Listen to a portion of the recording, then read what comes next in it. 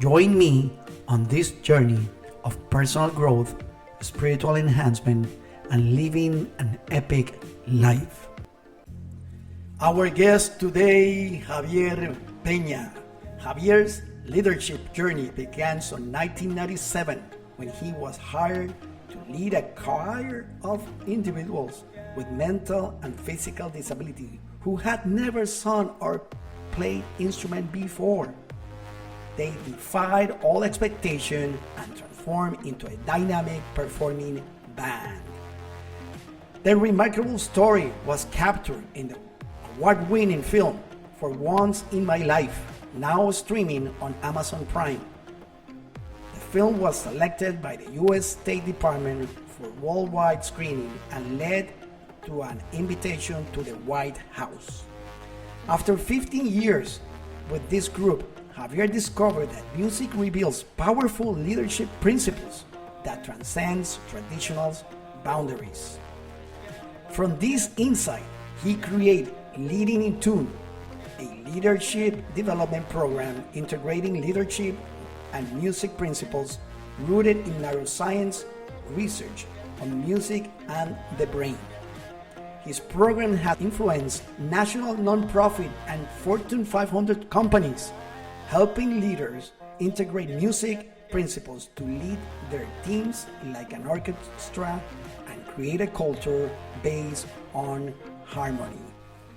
Help me welcome Javier Peña. Thank you for having me. It's a pleasure to be here with you, Luis. Thank you. Because sometimes we have a dream in our minds, and a part of that dream we want that we think in a logical way that the dream is going to be accomplished in this way. We have a mental process. If I do A, I get to B, and then to C and Yeah, D. yeah.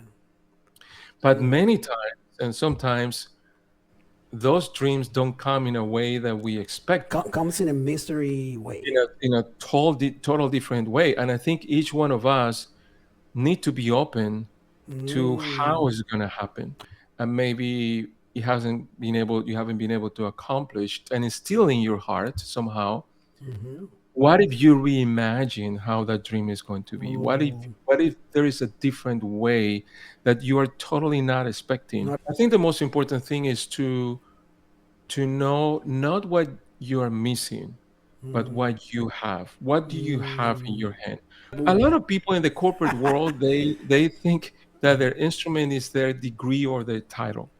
yes, Your that's instrument very is not very your no, degree, that's not is not your title. Your instrument is the vehicle that allows you to express what's inside of you. yourself.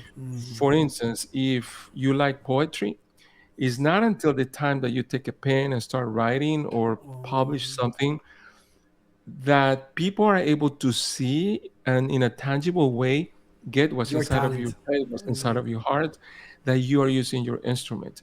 So that instrument is the bridge that allows you to, again, channel what you have inside of you. Wow. When people are facing challenges at work, when people face challenges at work because they want more executive presence, or they want to learn how to delegate, or whatever the case might be that they're looking for to improve, what happened is, what I discovered is that many times this goes, the root of the issue is connected to a dissonance that was not resolved, to a dissonance in that person's life that it was not resolved in a proper way, whether it was some sort of trauma in the past or whatever it was.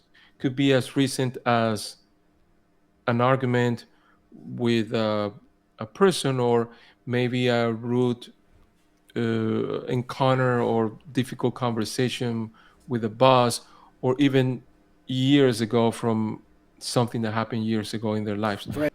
We're not trained to what do we do with the dissonance. We are not trained to do that. We don't have, it's not something that you are born naturally. It's something that, it's a skill that needs to be developed. How do you, again, reduce the time that you spent in the dissonance and decrease the intensity.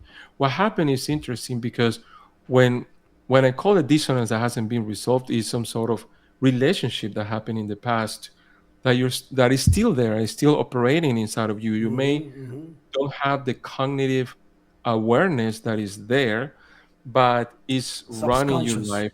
It's maybe subconsciously, you know, it, running. and I see it over and over and over again.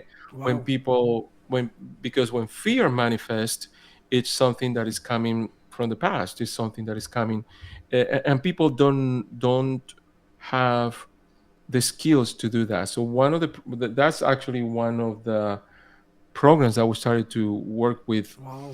That's good. our Very coaches and interesting. people that we coach is that we have a program that is called Let Go with a Melody, which is how to release that unresolved dissonance in a way that is safe, that doesn't require talking to anyone other than yourself, and using the healing power of music Healing to power. release whatever needs to be released from your system.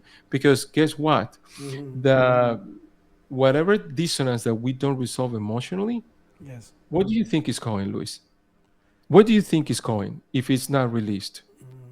It's going to be like a pressure cooker, I would say. Like when it It's explodes, going explode. into your body. Going It's going inside. into your body. I have a book Could be a here. disease later, right? Could be a Well, cancer. absolutely. There is a great book, and I highly recommend it. It's to me, it's like a reference book. Is this New York Times bestseller by Dr. Bessel van der Kolk? The Body Keeps the Score, and Wow. he Keeps the studied score. people. Oh. The body keeps the score. He studied people for 30 years that suffer from trauma, and then what's amazing is that when trauma is not resolved, with and I call it the dissonance that is not resolved, it stays in your body. It stays in your body and becomes in many cases becomes illness, Illness. illnesses becomes all kinds of situations that you carry because it's inside of you. Emotions are connected to our body and our emotions, our spirits are very much connected to each other, and we may try to pressure down, put it aside, not pay attention to it, but it's there. And sooner or later, we have to deal with that. It's better to deal with that sooner than later. I hope everyone had value in today's podcast with Javier Peña. It was so much. I had so much. And I hope to see you guys in the next one. Say hi, bye. Javier. Bye. Thank you so much for having me, and thank you for the time, the invitation, and your audience as well. It was a pleasure being with you today. Thank you. Appreciating.